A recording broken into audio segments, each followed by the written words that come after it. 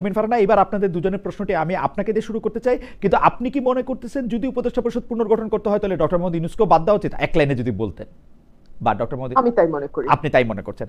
আচ্ছা, এই প্রসঙ্গে একটু আপনাকে দিয়ে প্রশ্নটা শুরু করতে চাই, যে প্রশ্নটা জনাব নূরকেও একটু জবাব দিতে হবে। জনাব নূর অবশ্য কথাটা একটু তুলছেন, সেটা হচ্ছে 111 সরকারের শেষটায় সেফ এক্সিট কথাটা আমরা শুনছি, কিন্তু সেই 2007-এর সেই সরকারের সময়, সেই সময় আমরা সেফ এক্সিট ফখরুদ্দিন সাহেবকে বা মঈনুদ্দিন সাহেবকে, আমরা জেনারেল মঈনুদ্দিন সাহেবকে আমরা নিতেও দেখেছি আসলে, বা তারা একটা এই সেফ এক্সিটের ভাবনাটা ভেবেছেন। যদিও ফখরুদ্দিন সাহেব চলে গেছিলেন, মঈনুদ্দিন সাহেব আরও কিছুদিন সেনাপ্রধান ছিলেন, কিন্তু সেফ এক্সিটটা তার মাথায় ছিল এবং তিনি কিন্তু বিদেশে অবস্থান করছেন সেই চাকরি শেষ হওয়ার পর। কিন্তু যেই সরকার গণ অভ্যুত্থানের দায়িত্ব, মানে ম্যান্ডেট নিয়ে দায়িত্ব নিয়েছে, তাদের কেন সেফ এক্সিট খুঁজতে হবে? সেই সেফ এক্সিটের ব্যাখ্যা দিতে গিয়ে সৈয়দা রিজওয়ানা হাসান কিন্তু বলেছেন যে একজন উপদেষ্টা, যে এইটা যিনি বলেছেন তাকেই কিন্তু আসলে এটা বলতে হবে। জনাব ফাজুল করিম খান আরেকজন উপদেষ্টা, তিনি বলেছেন যে তিনি কোনো সেফ এক্সিটের কথা চিন্তা করছেন না, তিনি এখানেই থাকবেন। এখন কোথায় গেলে এই গণ অভ্যুত্থানের যারা লিডার, যারা এই সরকার গঠনে অনেক বড় ভূমিকা পালন করলো, তারা এদের প্রতারক মনে করলো যে সেফ এক্সিট নিয়ে তাদের যাইতে হবে? বেশা ফারহানা, আপনাকে শুনে আমি একটু জনাব নুরুল হক নূরকেও শুনতে চাই। সকলের সম্মতিতে, সকলের ইচ্ছায় যে সরকারটি গঠিত হলো, সেই সরকারটি কতটা আচার ব্যর্থ হলে এরকম সেফ এক্সিট কথাটা, প্রশ্নটা ওঠে। আপনি দেখুন, সেফ এক্সিটের কথাটা মানে নিরাপদ প্রস্থান না, এটা যদি বাংলা করি, নিরাপদ পলায়ন যদি নাও বলি, নিরাপদ প্রস্থান। তো নিরাপদ প্রস্থানের প্রশ্ন কখন আসে? এক হচ্ছে যখন আপনি কোনো গুরুতর অপরাধ করেন। এই সরকারটি কি কোনো গুরুতর অপরাধ করেছে? এই সরকারটিকে আমি দুই ভাগে ভাগ করতে চাই। এক ভাগে আছে সুশীল সমাজ বা নাগরিক সমাজের ব্যক্তিরা, আরেক ভাগে আছে গণ অভ্যুত্থানের কিছু পরিচিত মুখ। গণ অভ্যুত্থানের দুজন পরিচিত মুখ, নাহিদ ইসলাম যেহেতু সরে এসছেন, দুজন পরিচিত মুখ এখনো আছেন। তার একজন হচ্ছেন মাহফুজ আলম, আরেকজন হচ্ছেন সরি, আমার নামটা এই মুহূর্তে মনে পড়ছে না, আরেকজন যিনি কুমিল্লার, আসিফ মাহমুদ সজীব ভুঁইয়া। আসিফ মাহমুদ সজীব ভুঁইয়া। জি, আমি মাহফুজ আলমের ব্যাপারে খুব বেশি বিতর্ক কিন্তু আমাদের কানে আসে নাই, কিন্তু আসিফ মাহমুদ সজীব ভুঁইয়া, তার এলাকা, তার পরিবার, তার পলিটিক্যাল পার্টিতে যোগ দেয়া, মানে কোনটাতে তিনি আদৌ দেবেন, তার নির্বাচন করা, নির্বাচনকে সামনে রেখে 240 কোটি টাকার প্রজেক্ট কুমিল্লায় অনুমোদন করা, যেটা নির্বাচনের ঠিক অব্যবহিত আগেই শেষ হবে বা শুরু হবে, অর্থাৎ ইলেকশনের সাথে ভেরি ক্লোজলি কানেক্টেড। এই বিষয়গুলো কিন্তু ভালো বার্তা দেয় না। এখন আসেন নাগরিক সমাজ। প্রথম থেকে আসিফ মাহমুদ সজীব ভুঁইয়া যেটাই বলছেন আর কি, যে তিনি অনেক বেশি মানে বিরোধী প্রপাগান্ডার শিকার হয়েছেন নানা কারণে। এই সরকারটা তো নির্দলীয়, নতুন বন্দোবস্ত, নতুন রাজনীতি, নতুন বাংলাদেশের স্লোগান সামনে নিয়ে এসছে। তাহলে একজন উপদেষ্টার অনিয়মের কোনো রিপোর্ট যদি গণমাধ্যমে আসে, সেটার কেন তদন্ত হবে না? আচ্ছা, আসিফ আর মাহফুজের কথা একপাশে সরিয়ে রাখি, এখন আসুন নাগরিক সমাজের যারা সদস্য, তাদের দিকে একটু তাকাই। তাদের ম্যাক্সিমামেরই ডুয়াল সিটিজেনশিপ, সুতরাং বাংলাদেশ থেকে তাদের সেফ এক্সিট খুবই সহজ। সার্জিস আলম বলছেন যে মৃত্যু ছাড়া নাকি কোনো সেফ এক্সিট নাই, না, একদমই না। ওনারা খুব সহজেই একটা এমিরেটস এর ফ্লাইট ধরে বিজনেস ক্লাসে করে চলে যেতে পারবেন। আচ্ছা, বিজনেস ক্লাস কেন? বিজনেস ক্লাস এই কারণেই যে উপদেষ্টাদের অনেকের ইপিএস এপিএস এর দুর্নীতি নিয়ে ফিরিস্তি রিপোর্ট ছাপা হয়েছে, এবং তার উত্তরে কেউ কেউ বলেছেন তারা মানে পিএস এপিএস সরিয়ে দিয়েছেন, কেউ কেউ আবার বলেছেন আমরা শক্ত করে বকে দিয়ে না। তাহলে তো শেখ হাসিনার সময় 400 কোটি টাকা পিয়ন বানিয়েছে, তো সেটার সাথে এই আমলের পার্থক্যটা হলো কোথায়? আমরা তো কোনো পার্থক্য খুঁজে পাই না। তো এই যে উপদেষ্টা মন্ডলীর এক একজনের এক এক রকম সমস্যা, তো এখন সেফ এক্সিটের কথা হয়তো সে কারণেই উঠছে। আর দুই হলো, যারা সেফ এক্সিটের কথা বলছে তারা কেন এখন বলছে না যে কি কারণে, কেন তারা প্রতারিত বোধ করছে? এটা কি তাদেরকে কোনো অন্যায্য সুযোগ সুবিধা দেওয়ার কথা ছিল, দেয় নাই, সেজন্য প্রতারিত বোধ করছে, নাকি অন্য কোনো কারণ আছে? কিন্তু বেরিসা ফারহানা, আমি এই পর্যায়ে এটা লম্বা করতেছি না, শুধু জানতে চাইতেছি যে আমরা তো উপদেষ্টাদের মধ্যে থেকে ছাত্র উপদেষ্টাদের দেখতে পাচ্ছি। আপনি জনাব মাহফুজ আলমের কথা বললেন, জনাব আসিফ মাহমুদ সজীব ভুঁইয়ার কথা বললেন, জনাব নাহিদ ইসলাম এখন আর উপদেষ্টা নাই, কিন্তু তারা তো, আমি যতদূর বুঝতেছি যে তারা মিন করতেছেন ছাত্র উপদেষ্টাদের বাদ দিয়ে অন্য উপদেষ্টাদের। কিন্তু অন্য উপদেষ্টারা স্পেসিফিক কি করছেন? তাদের বিরুদ্ধে দুর্নীতির কোনো বা অসততার কোনো স্পেসিফিক অভিযোগ, তারা ব্যর্থ হইতে পারে, কিন্তু এগুলিকে আমরা একটা দেখি বা আমাদের কাছে কি কিছু দেখুন, আছে স্পেসিফিক কিছু, মানে ছাত্র উপদেষ্টাদের কথা বাদ দিয়ে? আমার আমার একটা পরিচয় তো আইনজীবীও। হ্যাঁ, হ্যাঁ। তো আইনে একটা কথা বলা হয়, হি হু অ্যালেজেস মাস্ট প্রুভ। যে অভিযোগ উত্থাপন করবে তাকেই সেটা প্রমাণ করতে হবে। তো যে অভিযোগটা উত্থাপিত হয়েছে যে তারা প্রতারণা করেছে, তাদের নিরাপদ প্রস্থান দরকার হবে, তো যে অভিযোগ এনেছে তাকে প্রমাণ করতে হবে যে কি হুম। প্রতারণাটা তারা করেছে। রাইট। তো আমাদের সাধারণ মানুষ এবং আমরা যারা নির্বাচন করব, আপনি খুব সঠিকভাবে বলেছেন, আমি কিন্তু এখনো আমার এলাকায়, হুম। আমি সপ্তাহে 5 দিনে আমার এলাকাতেই থাকি। তো আমরা এই যে মানে জীবন দিয়ে কাজ করছি, এত কষ্ট করছি, এরপরে যদি আমরা গিয়ে দেখি যে আগে ভাগেই কোনো না কোনো ডিলিং, কোনো না কোনো রাজনৈতিক দলের সাথে উপদেষ্টাদের কিংবা উপদেষ্টা পরিষদের হয়ে আছে, কিংবা নির্বাচনে একরকম ধোঁয়াশা দেখছি, কারণ আমি অনেক বেশি সরব, অনেক বেশি সমালোচনা করি এই সরকারের, সুতরাং আমার নির্বাচনের সময় আমি জানি না আমি কিরকম ট্রিটমেন্ট পাবো। আমি কিন্তু সত্যি ভীত, খালেদ ভাই, কারণ এই সরকারের এত সমালোচনা আমি গত 14 মাসে করেছি যে এই সরকার আমার আসনে, আমার নির্বাচনে সঠিকভাবে না নিরপেক্ষভাবে কিন্তু প্রশাসন না কিন্তু আমার কাছে মনে হয় না বেরিসা, আবার সরকার। আমার কাছে মনে হয় যে বেরিসা ফারহানা এটা খুব ভয়ের বিষয়। আমি ব্যক্তিগতভাবে যেরকম ভাবে দেখেছি যে আপনি তো বিএনপিরও অনেক সমালোচনা করেছেন, এখন বিএনপি আপনাকে নমিনেশন দেয় কিনা, বিএনপি আপনাকে কিভাবে ট্রিট করে, একটা আমি দামি প্রার্থী দাঁড় করায় কিনা, সেইটাও একটু আসলে দেখার বিষয়। কামরুল হক নূর, আমরা আপনার কাছে জানতে চাইছিলাম যে কেন এই সেফ এক্সিটের কথাটা ভাবা হচ্ছে। এদিকে আমাদের একজন দর্শকের মন্তব্য আমার একটু চোখে পড়তেছে, উনি বারবার এই মন্তব্য করতেছেন যে হোয়াট এ গেস্ট চয়েস। একজন হচ্ছে বিএনপি, আরেকজন হচ্ছে বিএনপির খুব প্রিয় বা পালিত বা ওরকম কি যেন একটা শব্দ, আমি আবার ওইটা খুঁজে পাইতেছি না লাইনটা, যে জনাব নুরুল হক নূর, আপনার কি আসলে বিএনপির সাথে খুব বেশি, মানে আমার এটা জানা ছিল না, কিন্তু মানে আপনি এখন বিএনপির খুব ঘনিষ্ঠ কিনা এটাও আপনি একটু এটা বলবেন, মানে বিএনপির বিএনপির মানে বি টিম কিনা, বি টিম বা এ এখন আর একটু ক্লোজ টিম। প্রথম হচ্ছে যে আমাদের ধরেন 18 থেকে 20 কোটি মানুষের মধ্যে অন্তত প্রায় 10 কোটির উপরে মানুষ ইন্টারনেট ব্যবহার করে বা সোশ্যাল মিডিয়াতেও আছে। সেখানে আওয়ামী লীগ, বিএনপি, বিভিন্ন দলের সাপোর্টার আছে। কাজে সবাই চায় তার ব্লকে রাখতে, তার ব্লকের বাইরে কথা বললেই এত তীর্যক ভাষায় মন্তব্য করে। সেই ক্ষেত্রে আমাদের মধ্যে যে একটা সোশ্যাল মিডিয়া ন্যূনতম একটা সেন্স থাকা দরকার, এটা আমরা অনেক ক্ষেত্রে ভুলে যাই। সো এখন এইগুলোকে খুব বেশি আমি প্রাধান্য দিতে চাই না, কারণ রাজনীতি করলে তো এগুলো শোনাই লাগবে। তারপরে যে আপনি যে প্রশ্নটা করেছেন সেইটার বিষয়ে যে বিএনপির সাথে ঘনিষ্ঠতা বা দূরত্ব বলতে কিরকম বুঝাবে সেটা আমি জানি না। তবে আমি এইটুকু বলতে পারি যে গত এই আওয়ামী লীগের 1.5 দশকে আমরা বিভিন্ন ক্ষেত্রে যেই ভূমিকাগুলো নিয়েছি বা যেই কাজগুলো করেছি আন্দোলন সংগ্রাম থেকে শুরু করে, সেখানে অনেকখানি বিএনপির ফেভারে গিয়েছে। ধরেন এই আন্দোলনের প্রেক্ষাপটটা তো আমরাই তৈরি করেছি 2018 সালে কোটা সংস্কার আন্দোলন। অবশ্যই আমরা আমাদের প্রশ্নে ফিরে আসি, কারণ আপনি যখন এই প্রশ্নের জবাব দিচ্ছেন তখনই আবার আরেকজন দর্শক বলছেন নূর তো জামায়াত ঘেঁষা, তিনি আর কি বলবেন, অর্থাৎ আপনি একই সাথে বিএনপি ঘেঁষাও, জামাত ঘেঁষাও, সব ঘেঁষাও, এতে অসুবিধা নাই। আর রুমিন ফারহানা ব্যারিস্টার, আপনাকে নিয়েও মন্তব্য আছে, যে মন্তব্যটা আমার চোখে পড়তেছে, খালেদ ভাই ভালোই উপভোগ করছেন, রুমিনকে দিয়ে আপনার কথাগুলি বলাচ্ছেন, ইন্টারেস্টিং। আমি একটু জনাব নুরুল হক নূর আপনার কাছে আসতে চাই, এই সেফ এক্সিটের কথাটা এবং উপদেষ্টা পরিষদের মধ্যে কারা আসলে মানে মানে শত্রুতে পরিণত হইল এই যারা অভ্যুত্থানের নেতৃত্ব দিলেন দলটার সঙ্গে?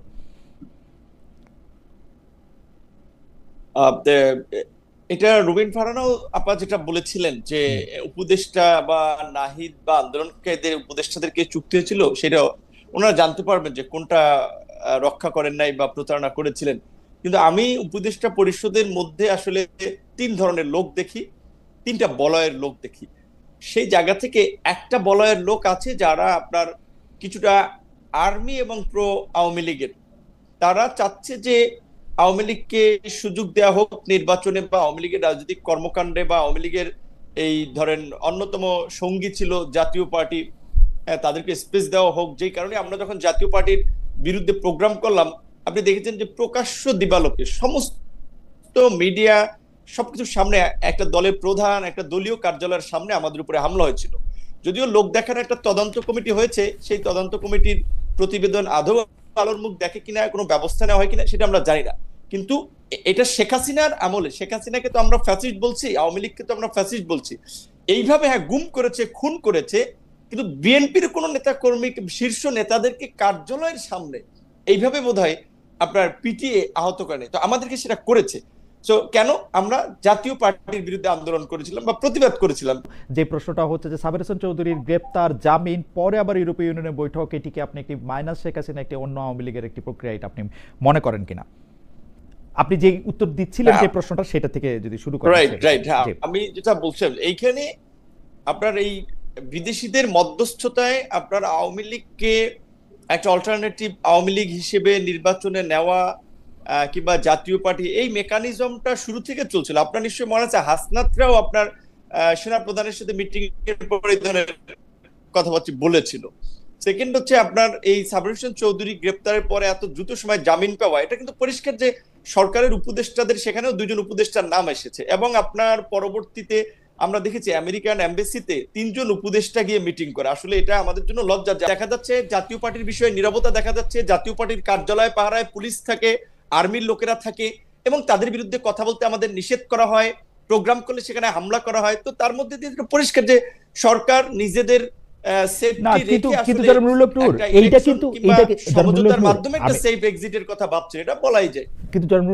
আমি কিন্তু এই প্রশ্নটা আপনাকে একটু পরে করতে চাইছিলাম, কিন্তু এখনই একটু করতে বাধ্য হতেছি, যে সেটা হলো যে আপনার উপরে কারা আঘাত করছে, কারা মারছে, ভিডিওতে এই ছবিটা কিন্তু স্পষ্ট।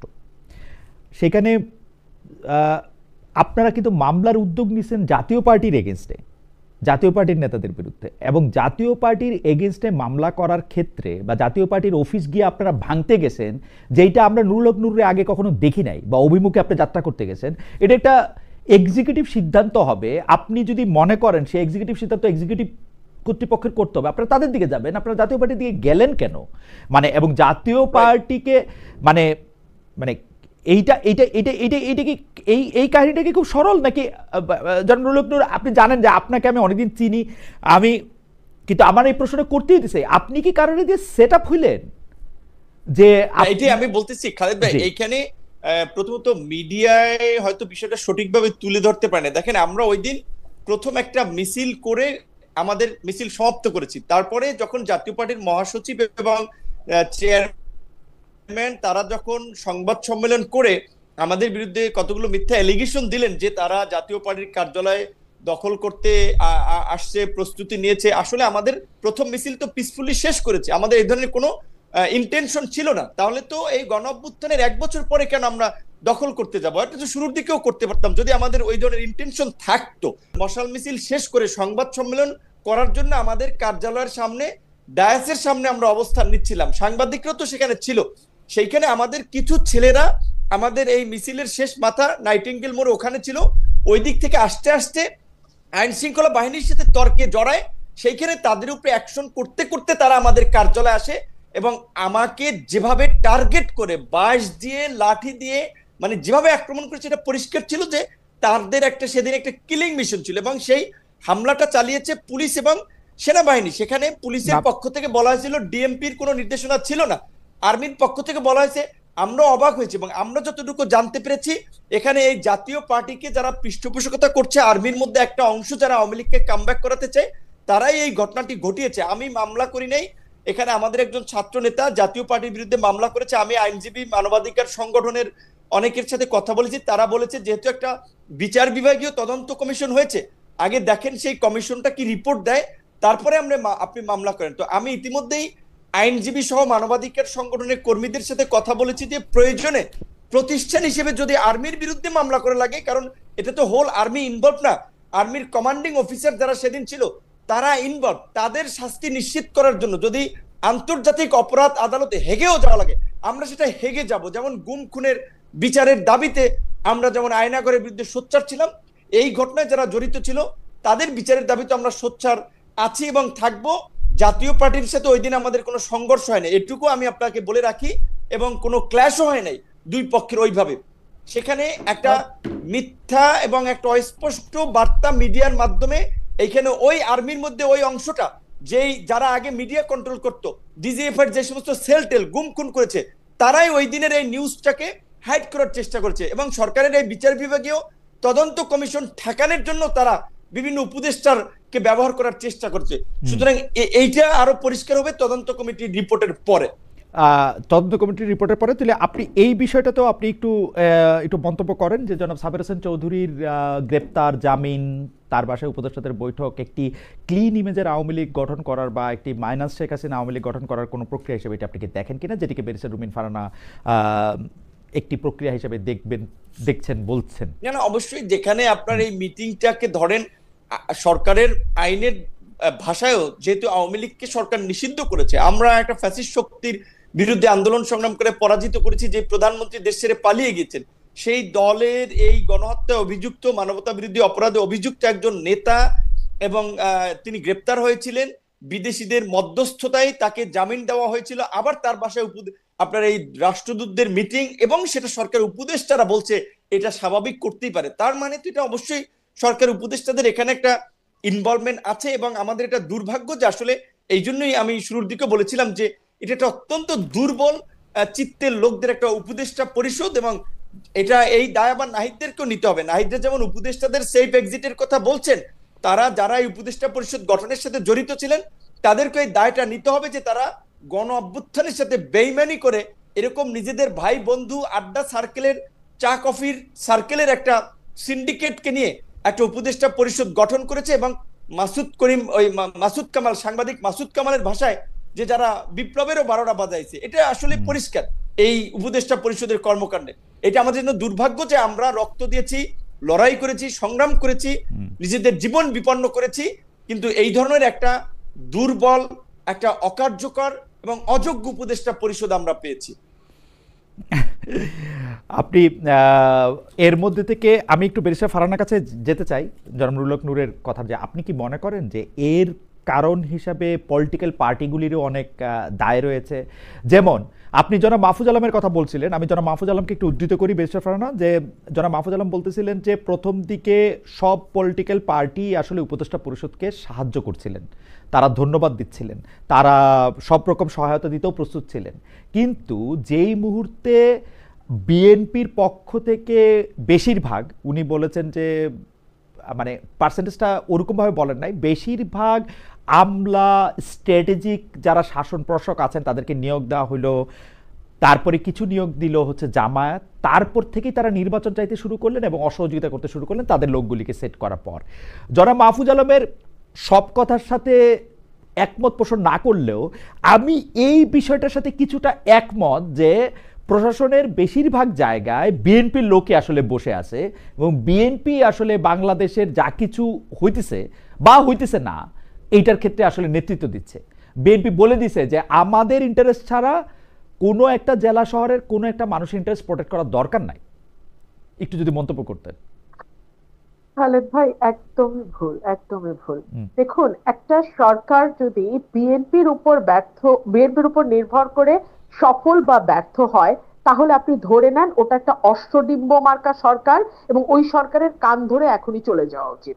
কারণ যেই সরকার নিজেরা সরকারে থাকবে কিন্তু তাদের সাফল্য বা ব্যর্থতা নির্ভর করবে তৃতীয় কোনো পক্ষের উপর, তাহলে ওই সরকারের উচিত ওই তৃতীয় পক্ষকে পায়ে ধরে এনে ক্ষমতা বুঝিয়ে দিয়ে বা দায়িত্ব তাই করবে তো। এই সরকার তো বিএনপিকে তৃতীয় পক্ষ ভাবে না, বিএনপিকে।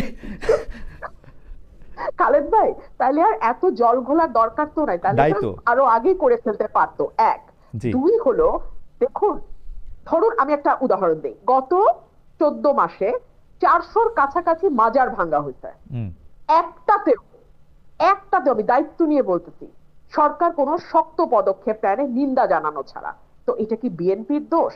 গত 14 মাস মরাল পুলিশিং হয়েছে মেয়েদের উপরে, একটা আওয়াজ এই সরকার করেনি, এটা কি বিএনপির দোষ? আপনি দেখেন আলাউদ্দিন খাঁর মৃত্যুবার্ষিকী না জন্মবার্ষিকী আমি ভুলে গেছি, সেটা উপলক্ষে সংস্কৃতি মন্ত্রণালয় উচ্চাঙ্গ সঙ্গীতের আয়োজন করেছিল, সেটাও গিয়ে লালবাগ কেল্লায়, সেটাও গিয়ে লালবাগের মসজিদ কমিটি এবং অন্যান্য যারা আছেন তৌহিদি জনতা, তারা বলেছেন নাচা গানা হবে না। সরকার তাদেরকে মাথায় হাত বুলিয়ে বুঝিয়েছে এটা নাচা গানা নয়, এখানে আমরা উচ্চাঙ্গ সঙ্গীত করব।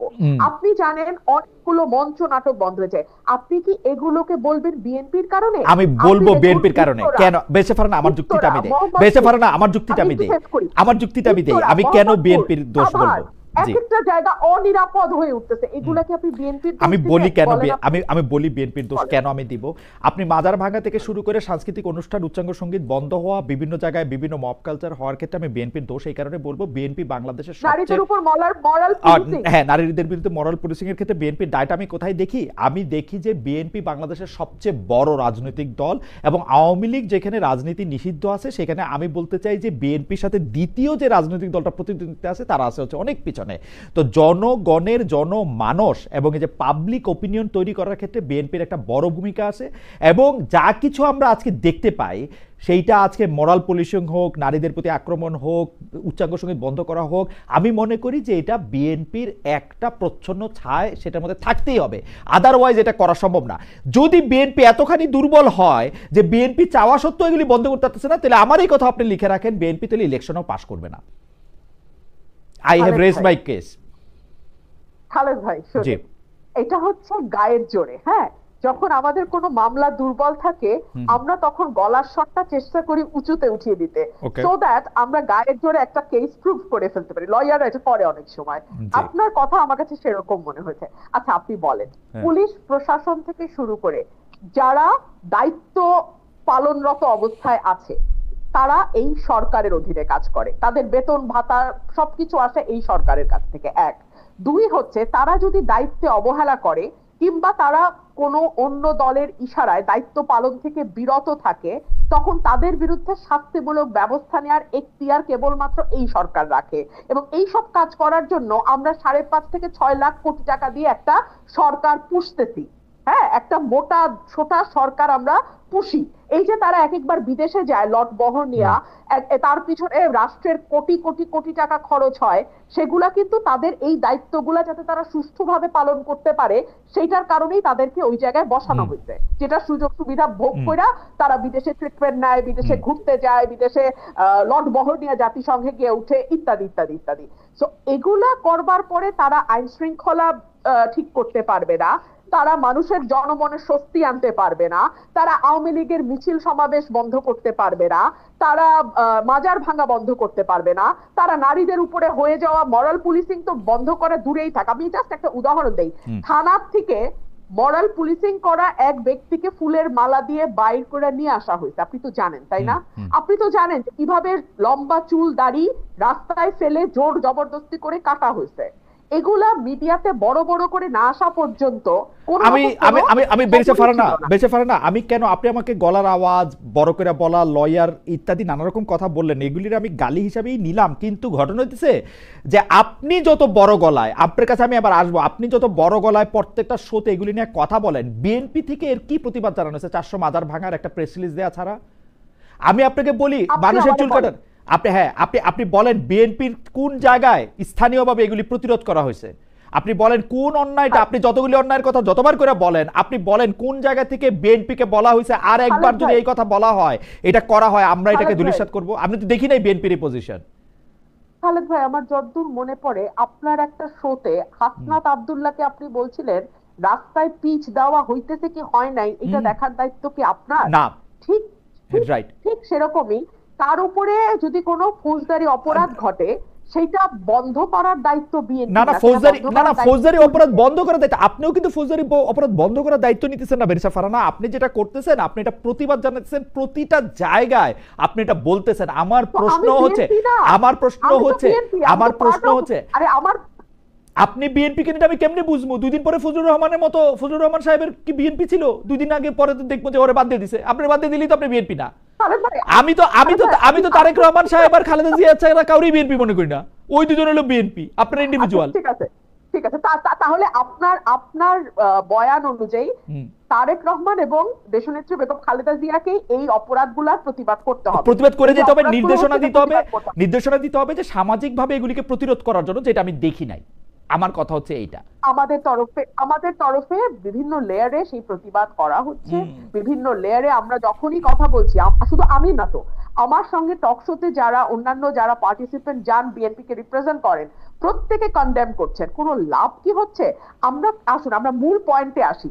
বিএনপি প্রতিবাদ করছে কি করছে না, তার চেয়ে অনেক গুরুত্বপূর্ণ প্রশ্ন হচ্ছে সরকার তার দায়িত্ব ঠিকভাবে পালন করছে কিনা। একাডেমিক হয়ে থাকতেছে।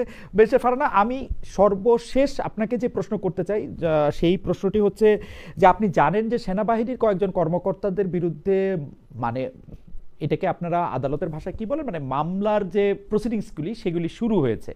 এখন অনেকেই বলছেন যে তারা আসলে একটি চেয়ার দায়িত্ব পালন করছেন, তো এই চেয়ার দায়িত্ব পালন করলে এইভাবে তারা এর জন্য মানে দায়ী হতে পারবেন কিনা, বা চেয়ার হলেই কি সব কথাও শুনতে হবে কিনা। কারণ আদালতে ভাষায় বা আইনের ভাষায় একটি কথা আছে যে আপনি যদি মনে করেন কোনো একটা বিষয় আইন বা সংবিধান বিরোধী, এটা তো আপনি নাও মানতে পারেন, কিন্তু এইসব ক্ষেত্রে এইগুলি যে একটা ফাইনাল লাইন আছে, এই মামলাগুলি কি সেই ফাইনাল লাইনকে আরও মানে মানে এই পার্থক্যটাকে আরও বিশাল করে তুলবে, নাকি ভবিষ্যতের জন্য এটা ভালো হবে?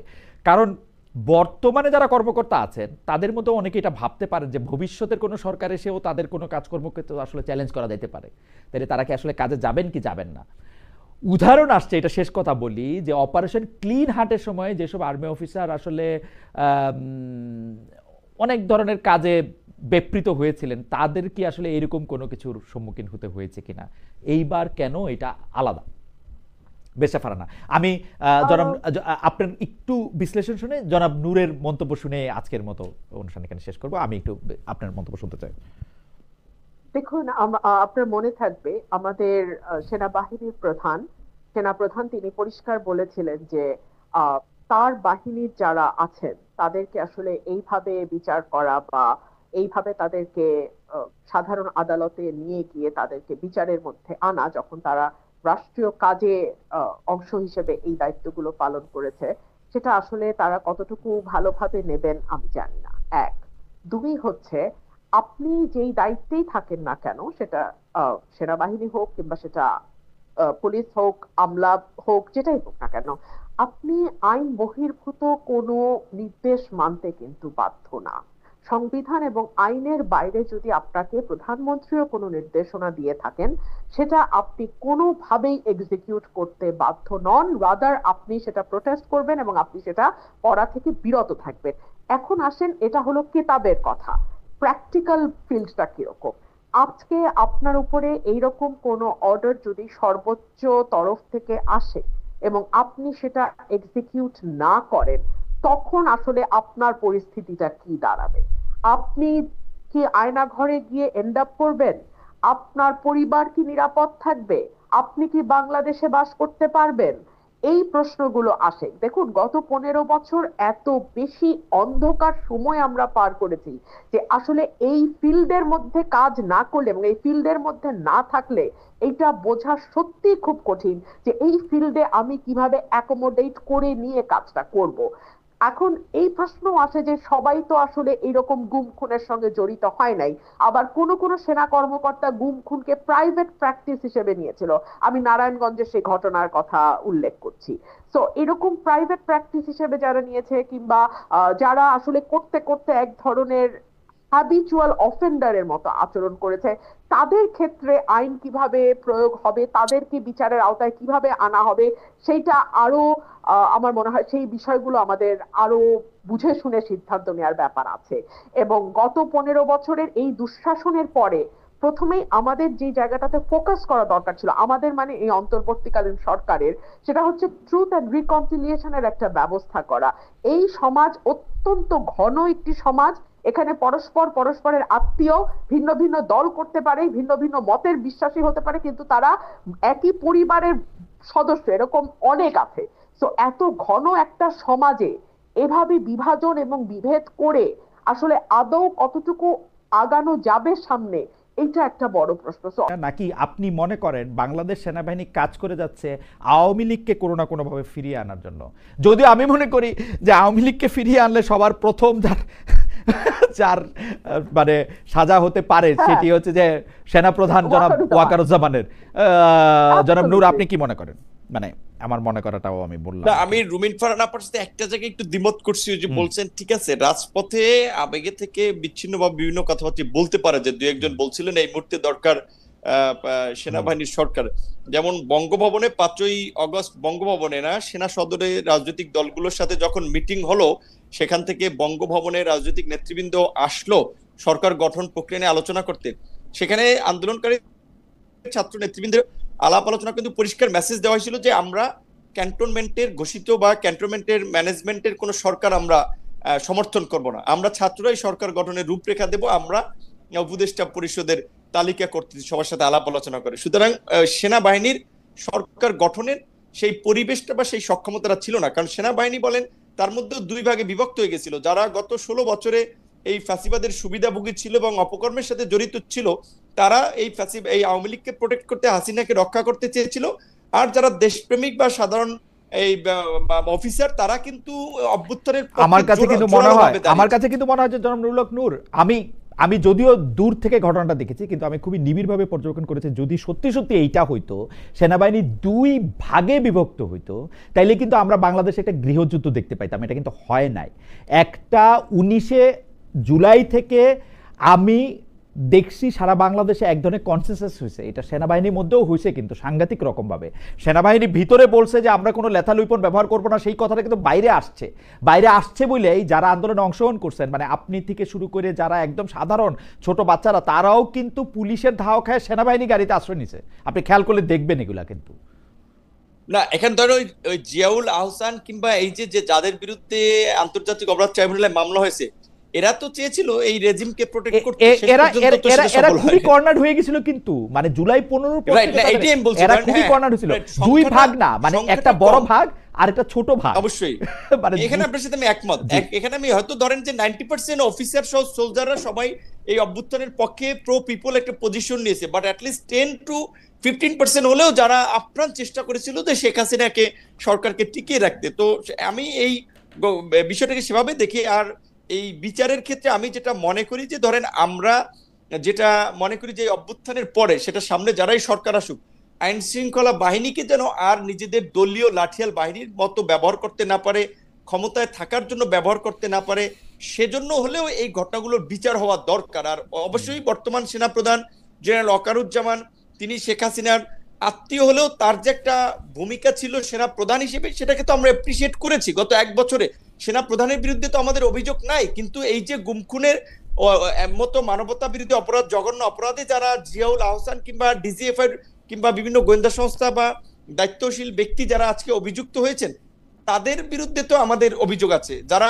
আপনার এই ধরনের অপকর্মে জড়িত থাকেন নাই, তাদের বিরুদ্ধে তো মামলাও হয় নাই, সেই ধরনের অফিসারদেরকে প্রথমেই যখন তারা কিন্তু শীর্ষ পর্যায়ের কর্মকর্তা, আপনি দেখেন 5 আগস্টের পরে বেশ কয়েকজন জেনারেল, মানে মেজর জেনারেল, ব্রিগেডিয়ার জেনারেল, তারা কিন্তু কারাগারে গেছেন, চাকরি চলে গেছে। হাউএভার এটা নিয়ে নিশ্চয়ই সেনাবাহিনী আসলে ঠিক ব্যাখ্যা দিতে পারবে। সেনাবাহিনী কারোর সাথে যদি আমার কথা বলার সুযোগ হয় নেতৃস্থানীয়, তাহলে নিশ্চয়ই আমি যেটা বুঝি খালেদ ভাই, আমি যেটা বুঝি শুরুর দিকে সরকারের যে আপনার পরিস্থিতি, স্বাভাবিকভাবেই অভ্যুত্থানের পরে রাষ্ট্রযন্ত্রের নিয়ন্ত্রণ সরকারের কাছে আসতে একটু সময় লাগে। শুরুর দিকে চাইলেও সরকার অনেক ধরনের হার্ড ডিসিশন, শক্ত ডিসিশন নিতে পারতো না, বা সেই সময় পরিস্থিতিটা ছিল না। এখন সরকার মনে করেছে যে তারা 1 বছর পার করেছে, বিচারটা তো একটা ন্যূনতম অগ্রগতি তাদের দেখাতে হবে। সুতরাং এই বড় এবং এই বিচার আপনি দেখেছেন ওই যে অভিযোগগুলো দায়েরের সময়, সেখানে কিন্তু জাতিসংঘের আপনার মানবাধিকার দায়িত্ব যারা প্রতিনিধি, তারা কিন্তু আদালতে ছিলেন, এবং এই পুরো বিচারিক প্রক্রিয়া কিন্তু একেবারেই আন্তর্জাতিক বিভিন্ন সংস্থা পর্যবেক্ষণ করতেছে। সেই ক্ষেত্রে আমার মনে হয় না যে এখানে কোনো পিক অ্যান্ড চুজ কাউকে ওইভাবে মুখোমুখি করা হচ্ছে, বিচারের মুখোমুখি যারা একেবারে অভিযুক্ত তাদের বিরুদ্ধে বিচার হচ্ছে, এবং আন্তর্জাতিক মানদণ্ডে আন্তর্জাতিক সংস্থার এবং প্রতিনিধিদের উপস্থিতিতে। আমার মনে হয় যে এই সরকার সবসময় দুর্বল ছিল। আমার মনে আছে যে আপনি আপনার স্থানীয় নির্বাচনী এলাকায় যেতে সময় বিএনপির কর্মীদের কর্তৃক বাধার সম্মুখীন হয়েছিলেন বলে আপনি সাহায্য চেয়েছিলেন। সেই সময় সরকার সাহায্য করতে পারে নাই, আপনাকে বলছে যে না এটা করা যাবে না, আপনি ঘুরপথে যান, আপনি রাগ করে চলে আসছিলেন। সেই অবস্থা এখনো আছে। সরকার কিন্তু তার এই এক জায়গায় কনসিস্টেন্সি রাখতে পারছে, সে বরাবরই দুর্বল ছিল আসলে। এখন এখানে আপনার সাথে একমত যে এখনো তার মধ্যে সেই তার এটা অসাধারণ ক্ষেত্রে বিভিন্ন পদক্ষেপ এটা আমরা দেখিনি, যেই কারণে আসলে এই আমাদের আক্ষেপটা অসাধারণ কনসিস্টেন্টলি তারা দুর্বল ছিল। তো কখনো কখনো আওয়ামী লীগের পকেটে না, আওয়ামী লীগের পরে কখনো কখনো বিএনপির পকেটে, কখনো জামায়াতের পকেটে, এখন বোধহয় কিছুটা কখনো এনসিপির জোব্বায়, এখন বোধহয় বিএনপির পক্ষেই আছে, সেই তো আমরা বিএনপির নেত্রীকে দিয়ে আজকে অনুষ্ঠান শেষ করি। ব্যারিস্টার রুবিন ফারহানা, আমরা 30 সেকেন্ড শুনতে পারবো।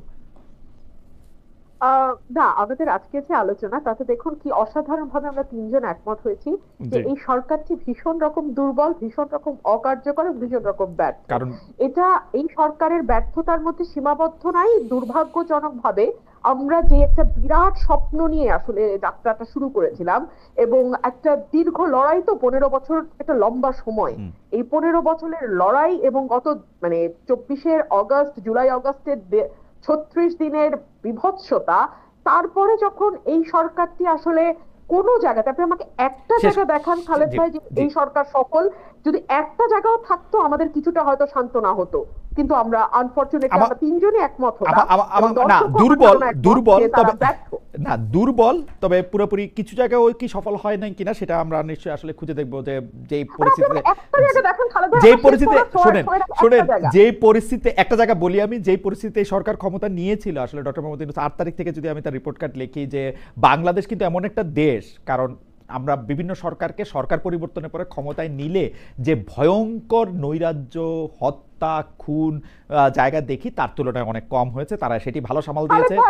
খালেদ ভাই, বাংলাদেশে 5 তারিখ থেকে 8 তারিখ কোনো সরকার ছিল না, তখনও ল এন্ড অর্ডার আমাদের বাচ্চারা রাস্তায় থেকে যেভাবে কন্ট্রোল করেছে সেটা এই সরকারের সময় 14 মাসের তুলনায় না 3 দিন দিয়ে, প্রথম কথা 3 দিন দিয়ে এটা বোঝা যায় না, প্রথম কথা 3 দিন দিয়ে বোঝা যায় না। 5 তারিখে জি 5 তারিখ হচ্ছে সবচেয়ে বড় যেই দল ভিকটিম হয়েছে বিএনপি গত 15 বছর, তারা কিন্তু সেভাবে প্রতিহিংসা পরায়ণ হয় নাই, তারা কিন্তু সেভাবে রক্তপাত ঘটায় নাই। হবে বিএনপি ক্ষমতা আসলে হবে, ব্যারিস্টার ফারহানা, বিএনপি ক্ষমতা আসলে হবে। আমরা এই ভয় পাইতেছি যে কারণ মানে আমাদের তো 2001 মনে আছে, 91 খুব ভুলে গেলেও কিন্তু এক তো মনে আছে। আমি যদি তর্কের খাতিরে আপনার কথা মেনেও নেই, আমি এটুকু বলবো যে আমরা ইতিহাস থেকে শিখেছি। আমি তর্কের খাতিরে যদি মেনে, ইতিহাস থেকে কেউ শিখে কিনা সেটা নূর সবচেয়ে ভালো বলতে পারবে। আমার কাছে মনে হয় সেই 2016 সাল থেকে আমাকে বলতে লিখতে যে নূরকে কারা পিটায়, কারা মারে এই সমস্যার এখন আমি সমাধান করতে পারলাম না। সর্বশেষ বিএনপির কাছ থেকে একটা বড় আমি জানি না মানে নূরের কপালে আর কি আছে, আমি পরে দেখি নূর কি একটা দুইটা কথা বলবেন যে মানে আর কতবার আমার লিখতে হবে যে মানে কারা আপনাকে। আমি এটুকু বলতে চাই যে দেখেন, আমরা এটা সবাই জানেন যে স্রোতের বিপরীতে আওয়ামী লীগের সময় আমরা যে সংগ্রামটা করেছিলাম, ব্যক্তি হিসেবে দল হিসেবে আমরা চাইলে অনেক সুযোগ সুবিধা নিতে পারতাম, আমরা স্রোতের বিপরীতে হেঁটেছি। এই সরকারের সময় আমরা কোনো সুযোগ সুবিধা নেই, কারণ হচ্ছে কাউকে না কাউকে তো কথা বলতে হবে। সো আগামীতেও যারা সরকার গঠন করুক সেখানে আমাদের ভয়েসটা থাকবে। কিন্তু আমাদের দর্শকরা কিন্তু মনে করেন, আমাদের দর্শকরা কিন্তু মনে করেন যে আপনারা সুবিধা নিছেন কিনা সেটা আমরা ঠিক জানি না। গোপনে আপনি, কারণ আপনি যেহেতু এক এক সময় এক একটা জায়গায় আপনার একটা শক্ত অবস্থান দেখা যায়, তো কেউ আবার এটা মনে করেন যে আপনি আবার না, এটাও তো অনেকের কাছে মনে হতে পারে, বাট আমাদের পজিশনটা অলওয়েজ প্রো পিপল ছিল, ন্যায়ের পক্ষে ছিল, এবং এই জন্য আমরা বলছি আমাদের life dedicated to country. So সামনেও যে কোনো পরিস্থিতি আমরা প্রতিবাদ করতে গিয়ে হামলার শিকার হতে পারি, মামলার শিকার হতে পারি, বাট আমাদের এই সংগ্রামটা আমরা যে ধরনের একটা কাঙ্ক্ষিত রাষ্ট্র চাই সেই রাষ্ট্র না পাওয়া পর্যন্ত, যেখানে প্রত্যেকটা নাগরিকের মত প্রকাশের, তাদের চলাফেরার, বাক ব্যক্তির স্বাধীনতা থাকবে, রাষ্ট্র নাগরিকদের কাছে অনেক ধন্যবাদ, রাজনীতিবিদরা জবাবদিহি করবে, সে ধরনের রাষ্ট্র না পাওয়া পর্যন্ত আমাদের এই সংগ্রামটা চলবে। তার